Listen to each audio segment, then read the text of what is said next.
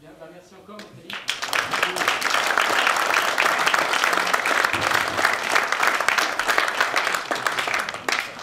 Bien, on va faire une petite pause, 10 minutes à peu près, 10 minutes, un quart d'heure, le temps d'installer ici.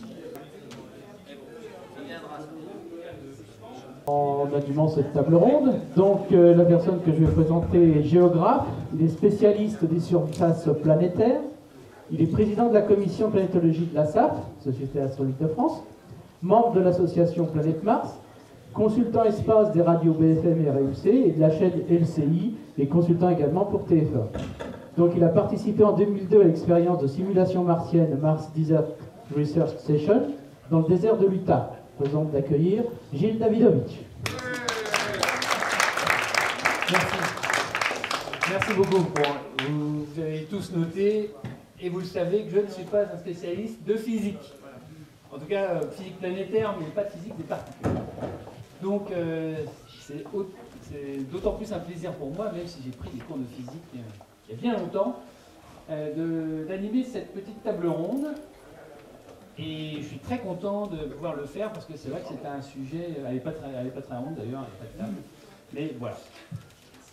En plus, j'ai assisté à la conférence comme vous, de Nathalie Besson, et voilà, ça rappelle des souvenirs de physique, des cours de physique, mais surtout, c'est un dynamisme communicant, voilà, on voit l'enthousiasme. Donc, vous connaissez aussi Jean-Pierre Martin, notre physicien maison, à la Société Astronomique de France, très proche aussi de l'Observatoire de Triel.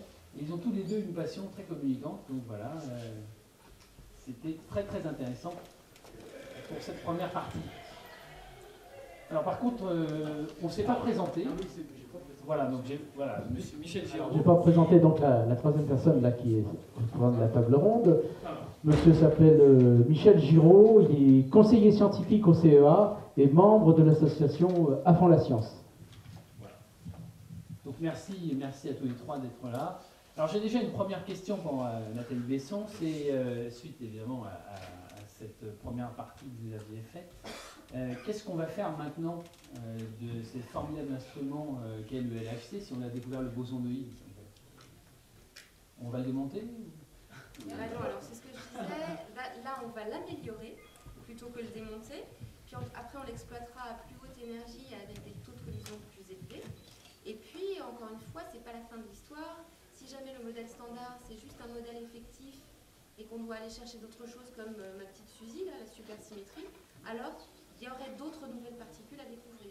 Donc de toute façon, on va encore exploiter des données à plus haute énergie. D'accord. Ça démarrera en 2015. Et globalement, pour ces données, alors pour ces particules, est-ce que finalement, vous avez parlé tout à l'heure de collision entre particules de plomb, entre du plomb et d'autres particules. Est-ce qu'on peut comme ça, à loisir, est-ce que c'est intéressant de faire finalement ce type d'expérience avec toutes les formes de particules ou d'atomes est-ce qu'on peut tout combiner? Est-ce qu'il y a un intérêt à tout combiner?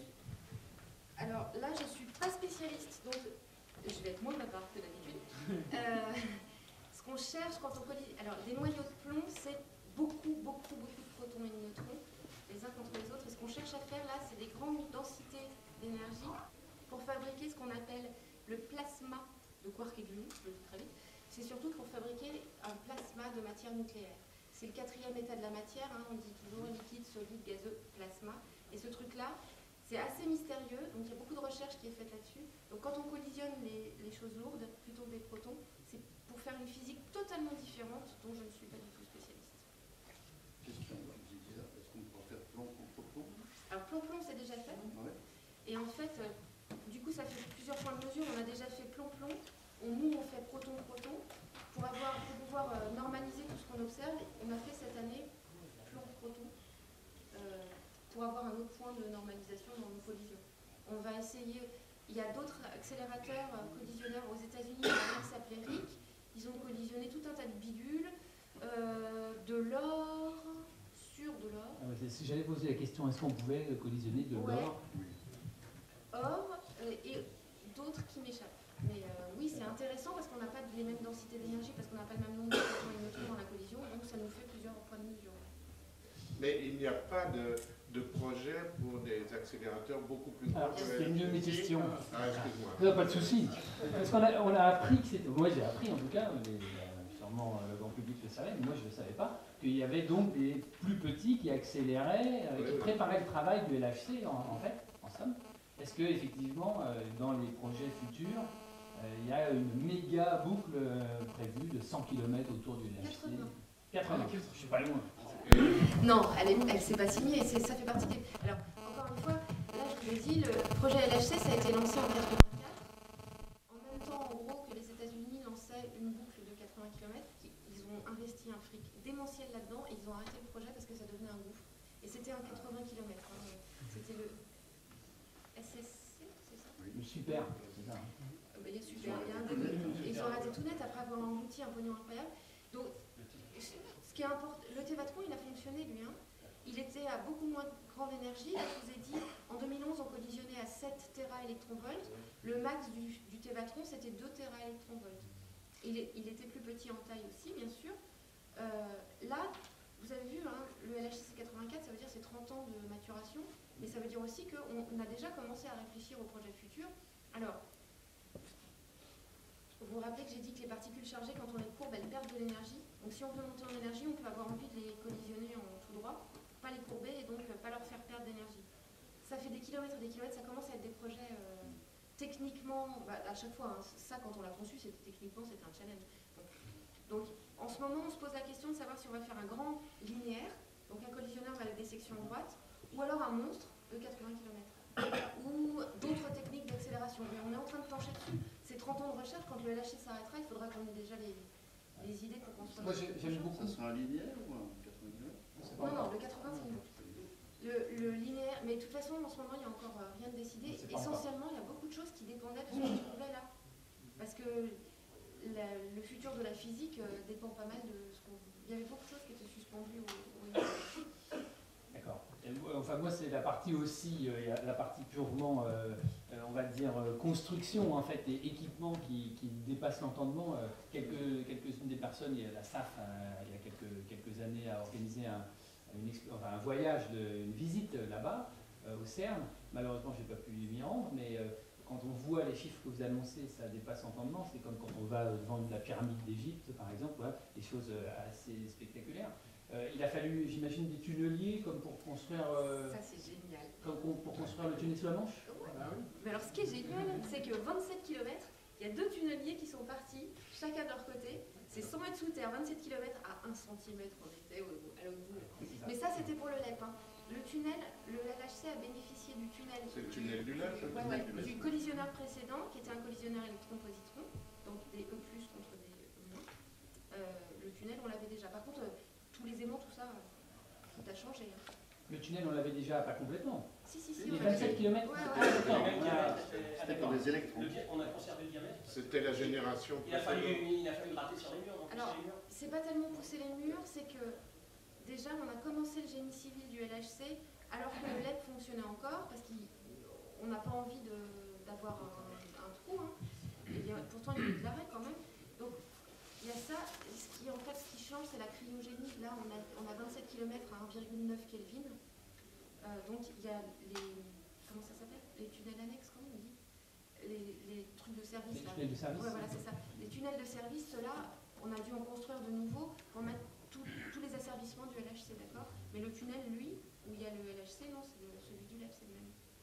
D'accord, donc les accélérateurs, ils avaient un gabarit, ce que tu as montré tout à l'heure, les tronçons qui font 18 km de bout à bout, les aimants.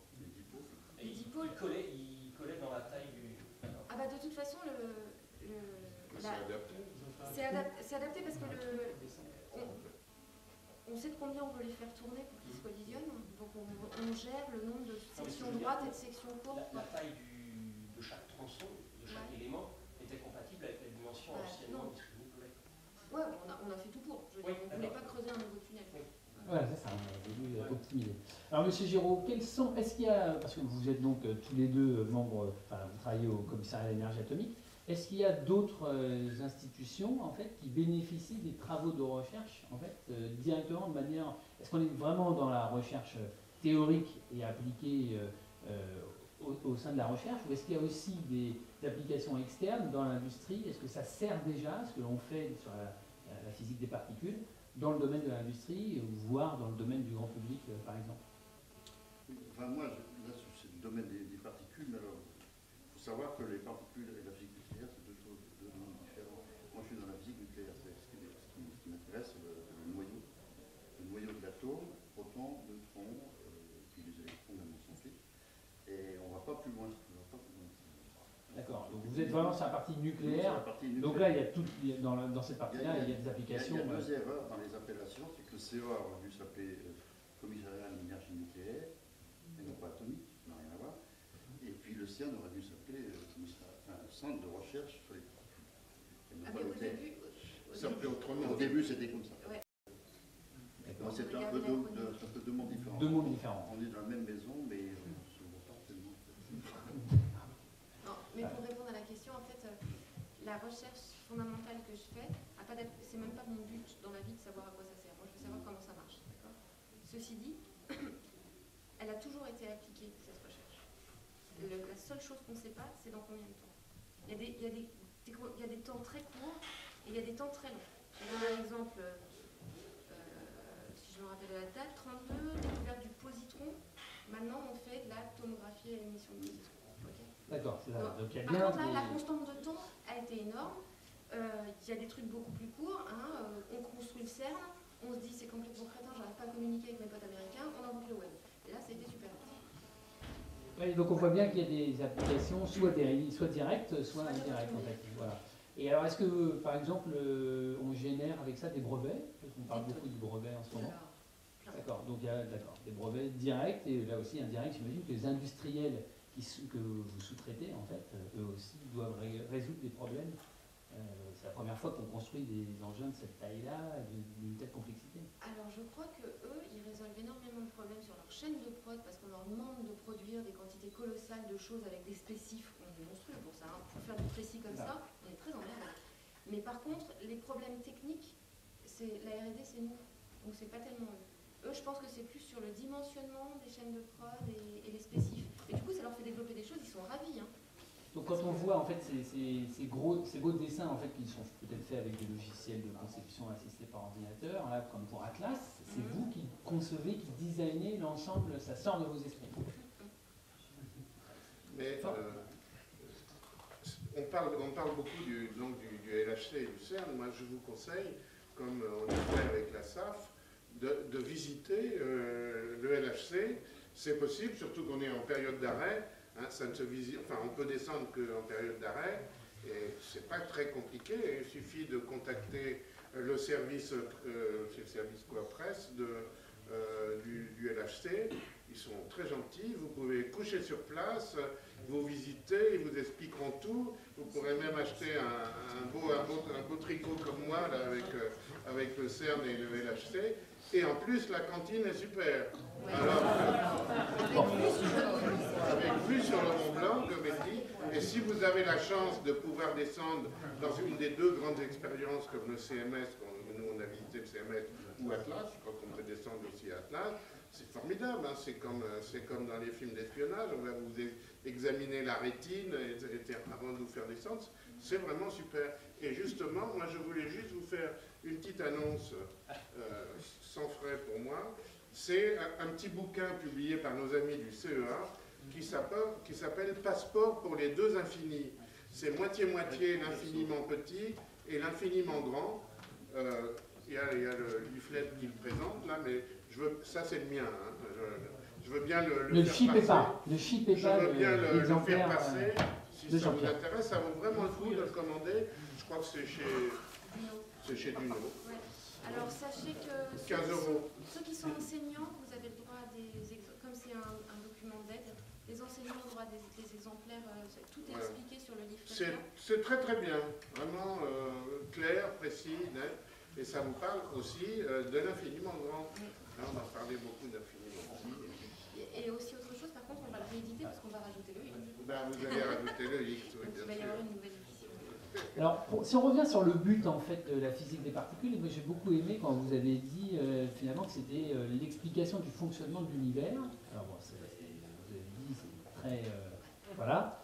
On vous croit, donc, évidemment, à partir des particules. Alors, est-ce qu'effectivement, ça se suffit, en fait, l'étude des particules, ou est-ce que vous... Parce que vous faites là, en fait...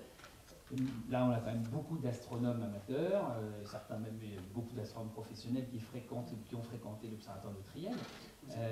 Vous êtes en train de nous expliquer que vous faites de l'astronomie à 100 mètres sous terre, ça, en gros. Est-ce que votre discipline se suffit ou pas? Alors, pour expliquer, hein, pour la finalité de l'explication. Il y a de plus en plus de passerelles entre l'infiniment grand et l'infiniment petit, et je pense qu'avec l'exposé de Jean-Pierre, vous l'avez compris, en particulier, juste parce que les galaxies, tout ça, c'est fait avec des particules.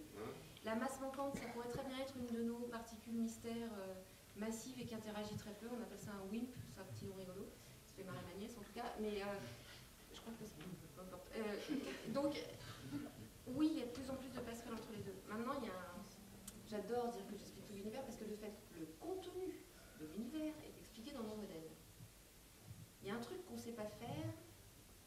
Je vais essayer d'être claire là-dessus. Donc j'ai dit que mes particules, c'était des objets quantiques. Moi, je suis un objet macroscopique classique. Le passage de l'un à l'autre, je ne peux pas, n'existe pas. La mécanique quantique, ça a été une révolution colossale. Et quand je dis révolution, c'est pire que ça. C'est presque un virage. C'est comme s'il y avait un mur entre les deux. C'est pas une solution. Je ne sais pas si vous vous rappelez vos souvenirs de maths, mais on dit je fais tendre machin vers l'infini.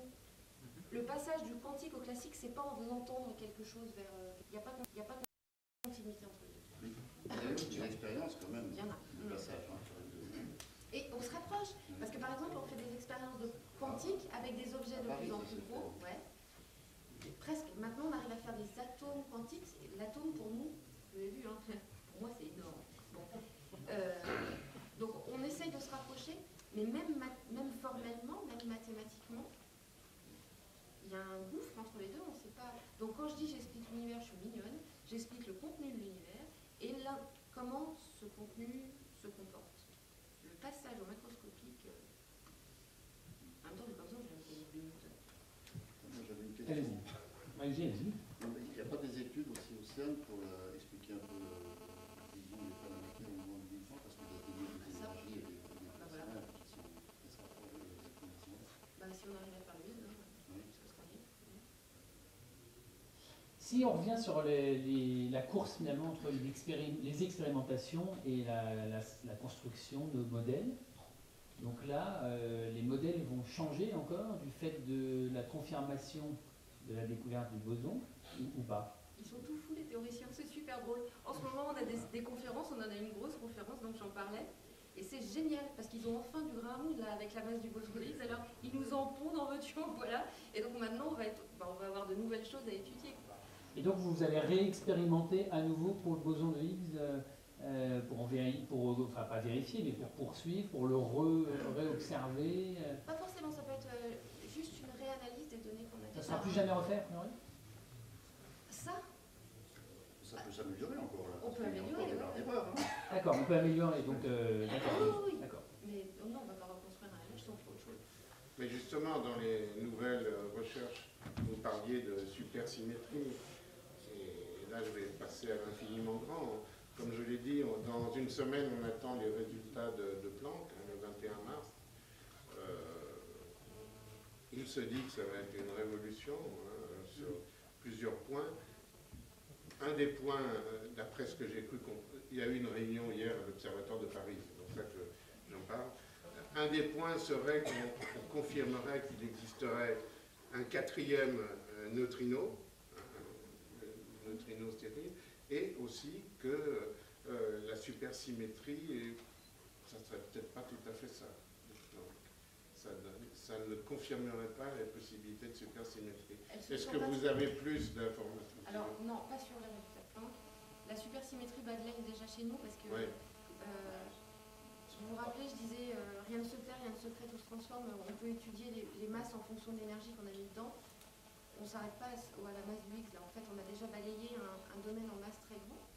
Et en particulier, on a testé des masses de particules jusqu'à 800 GeV, donc 800 fois la masse du proton, sachant que le Higgs, c'est 125 fois la masse du proton. Et on ne voit rien de nouveau.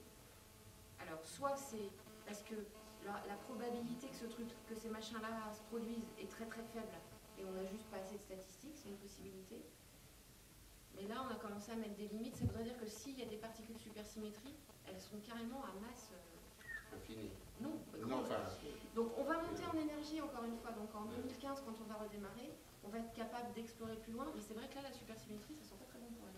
ouais. Alors, si c'est pas la supersymétrie, ça va être quoi? Ah bah là, il faut faire confiance aux théoriciens, encore une fois, ils diront pouf, ouais, plein.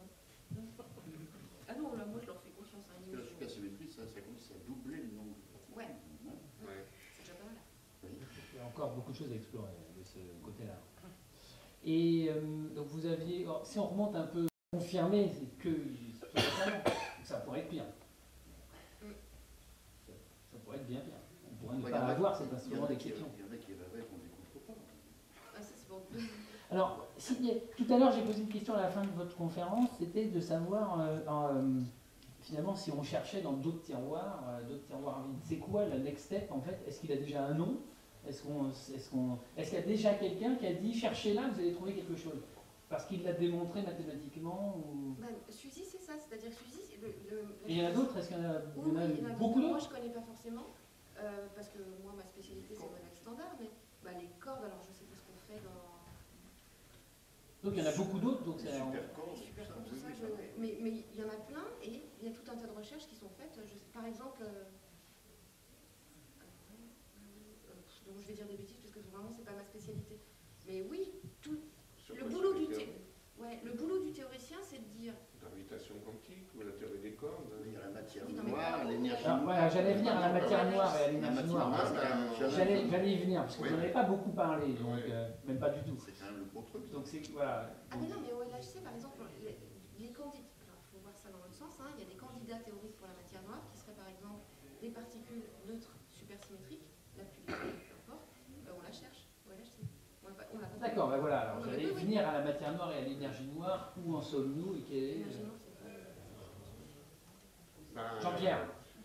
La matière noire, on sait que c'est quelque chose, comme je vous l'ai expliqué tout à l'heure, qui existe, puisqu'elle aide à former des galaxies et on les trouve en principe en halo autour des galaxies. Alors évidemment, on ne la voit pas. Alors dans certaines conditions, on peut la voir. Hein, on a quelques images qui permettent, lors de chocs de galaxies, il y a une séparation entre matière noire et matière ordinaire. On arrive à la mettre un peu en exergue, mais en principe, on ne la voit pas. Alors, quel genre de particules constitue la matière noire? C'est ça qu'il faut savoir. On ne le sait pas. Qu'est-ce que c'est? Peut-être que le CERN peut nous aider à éliminer certaines possibilités. Il y a plusieurs possibilités. Après, il y a beaucoup d'autres expériences que le LHC, hein, au CEA, en physique des particules et en astrophysique, Ouais. des expériences qui cherchent la matière noire.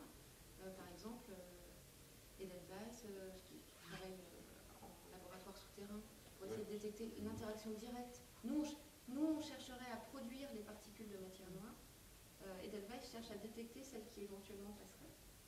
Donc des expériences, il y en a tout un tas. Edelweiss, il a aussi un shooter dans des... Dans le tunnel de Meudin. Ouais, c'est un modèle. voilà, ça, dans des espaces très importants, en fait. Très Très protégés. protégé surtout, oui. Donc des expériences, il y en a, moi là je parle de l'HT parce que j'y travaille, mais Oui, tout à fait. en physique fondamentale, il y en a. Et donc vous, Michel Géraud, alors est-ce que vous pouvez nous expliquer ce que vous faites exactement et sur quel type de... Oui, non, j'ai fait beaucoup de choses, mais on a beaucoup travaillé. Moi j'étais physicien théoricien, donc on a travaillé sur la force nucléaire. Alors la force nucléaire, c'est bien joli, mais on ne sait toujours pas ce que c'est. On parle de modèle, on ne parle pas de théorie. Donc on essaie de savoir qu'est-ce que c'est, quelle est cette force qui lie les protons et les neutrons ensemble. Donc moi, mon travail, c'était essentiellement de trouver une interaction. Donc pour l'instant, on appelle ça une interaction effective, une interaction qui rencontre. Constater. Enfin oui, on a un peu simplifié la théorie pour qu'on puisse la calculer. Et maintenant, on fait des calculs donc au cercle consistant, etc., qui est le matin nucléaire, et on arrive à avoir des résultats, à faire des prédictions. Et donc on a calculé par exemple tous les noyaux qui existent dans l'univers. Donc ça, on sait les calculer, et avec un degré de fiabilité qui commence à être raisonnable. Mais tout ça, c'est avec une force qui est un peu paramétré. C'est très différent de la théorie de l'électromagnétisme. On a les équations de Maxwell. C'est clair, c'est net, c'est précis. Ça, c'est une théorie. La relativité, c'est une. La physique nucléaire, elle a fait. Disons que les applications de la physique nucléaire ont précédé presque sa compréhension. On a su faire des centrales nucléaires sans trop savoir ce que c'était qu'une fission. D'accord. Oui, on a vu le résultat, mais enfin, on ne savait pas très bien comment ça marchait. On ne savait même pas que les noyaux pouvaient être déformés. Une brisure de symétrie dont on parlait tout à l'heure, on connaît ça depuis longtemps, parce qu'on a commencé à briser la brisure spontanée de symétrie, c'est quand le noyau, qu'on croyait être une bonne goutte liquide, donc sphérique. Et puis on s'est aperçu qu'il était déformé. Donc là, il y avait une brisure spontanée de symétrie. Alors que la force a la symétrie, le noyau est déformé. Et il est calculé avec cette force. Je peux lui prêter le micro, là, ça se voit qu'on ne s'entend pas au Ouais. Ah. Oui, je parle très. Allez-y. Oui, donc je parlais donc de cette première brisure de symétrie qu'on connaît bien en physique nucléaire depuis presque 50 ans. On sait que le noyau est déformé. Alors moi, je m'occupe des noyaux, puis actuellement, je m'occupe de choses rigolotes, c'est-à-dire que j'essaie de faire exploser le noyau, et que toujours par le calcul, hein, je le fais gonfler, en particulier les noyaux légers, les carbones, l'oxygène, tout ça, et en l'obligeant à gonfler, il se clusterise, ça devient des particules indépendantes, alors il se casse en morceaux, en particules alpha. Donc actuellement, je fais des gros tétraèdres, d'oxygène 16, des pentagones. L'énergie pour ça, finalement. Il faut du calcul, c'est tout. Non, mais à part le calcul si on Alors, peut passer à l'expérimentation. Oui, c'est ça. L'expérimentation, ça doit exister, parce qu'on a trouvé des tas de formes possibles du noyau, en particulier des formes toriques. Ça, c'est très facile à faire, donc ça doit exister. Et surtout, ce qui nous intéresse, c'est cette cassure de la matière nucléaire qui deviennent des grains. Ça devient des grains et qu'on a une espèce de cassure brutale. Alors les alphas, c'est très important pour l'astrophysique parce qu'il y a le fameux état du carbone 12 qui est crucial dans le fonctionnement des étoiles. On va savoir un peu l'énergie, l'état excité du carbone 12. Et on pense qu'il est fabriqué avec trois particules alpha, essentiellement. Voilà, donc c'est quelque chose comme ça. Y a-t-il des questions dans la salle?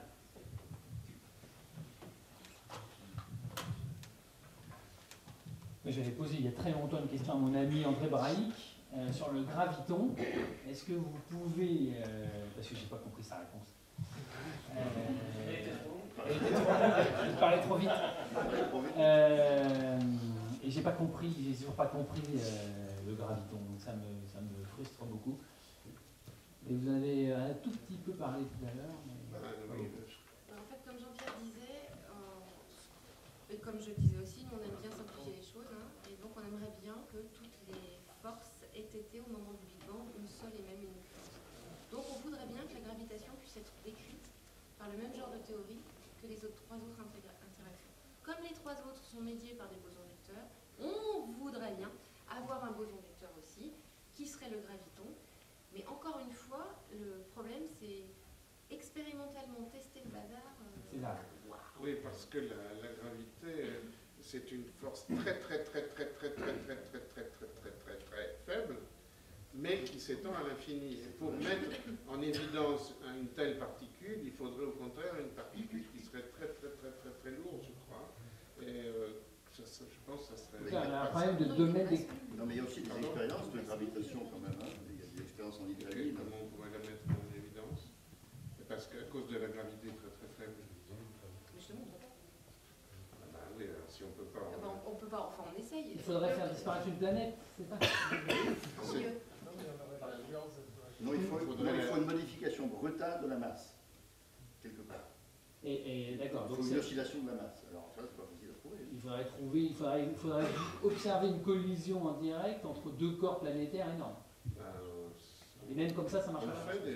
Il y a des expériences qui se font quand même de ça, d'essayer de trouver le... Ça marcherait pas non plus. Même dans les collisions de galaxies. Il y a Virgo, mais les ondes gravitationnelles, on Oui, mais dans ces cas-là, oui, voilà, mais c'est ça. ça existe, oui. Ça existe. Et on espère bien trouver. on essaie de faire comme... pointu. Ouais, c'est pointu. Il y en en a qui sont embarqués, hein. Il y a des interféromètres embarqués. Non, l'expérience est pointue parce qu'elle est Je plaisante. précision diabolique. Ouais. Non, mais voilà, c'est ça, il faut des précisions diaboliques. En fait, on cherche des déplacements infiniment petits. Alors, le truc le plus précis pour voir un déplacement infiniment petit, c'est de faire interférer deux ondes lumineuses. Interféromètre? Non, je l'ai Ah bah oui, Si, l'astronome. si. Ah bah parfait. Parfait. Et ben c'est un Michelson-Morley, c'est la même chose. On fait un interféromètre, d'accord? On envoie une source unique dans deux bras, ils reviennent. Ce qu'on veut, c'est détecter un déplacement. C'est la seule façon de détecter un déplacement tout petit, c'est en regardant la figure d'interférence. Sauf que quand on fait les calculs, la figure d'interférence, je rigole avec nous, c'est impossible. Enfin, les limites qu'on a pour l'instant, c'est impossible de voir la différence de marge qu'on aurait sur la figure d'interférence. On ne sait pas mesurer. Alors du coup, on a des bras Virgo, je ne sais plus combien de kilomètres font les bras de l'interféromètre, c'est quelques kilomètres, les deux bras de l'interféromètre. Oui, mais je suis en train de dire que je cherche des déplacements tout petits. Un camion qui passe en surface flanque le merdier dans Virgo. Donc il faut absolument éliminer tous les bruits de fond, et là, les bruits de fond, c'est n'importe quel onde. C'est la planète. Il faut arrêter la C'est circulation. pas contrôlable. Mais C'est difficilement contrôlable. On sait pas quel camion qui Alors si... ben, on essaye de faire Virgo dans l'espace. oui, voilà, il y a des interférences qui ont été envoyées. Mettre trois satellites à 1 million de kilomètres entre eux, je crois, et de faire des interférences au niveau spatial pour essayer de détecter les ondes gravitationnelles. Mais Après, il y a des trucs plus petits, ce coup-ci sur l'effet gyroscopique, je me rappelle plus comment ça s'appelle, celle-là, une qui a été enlevée aussi. Lisa, C'est ça? ça s'appelait Lisa, je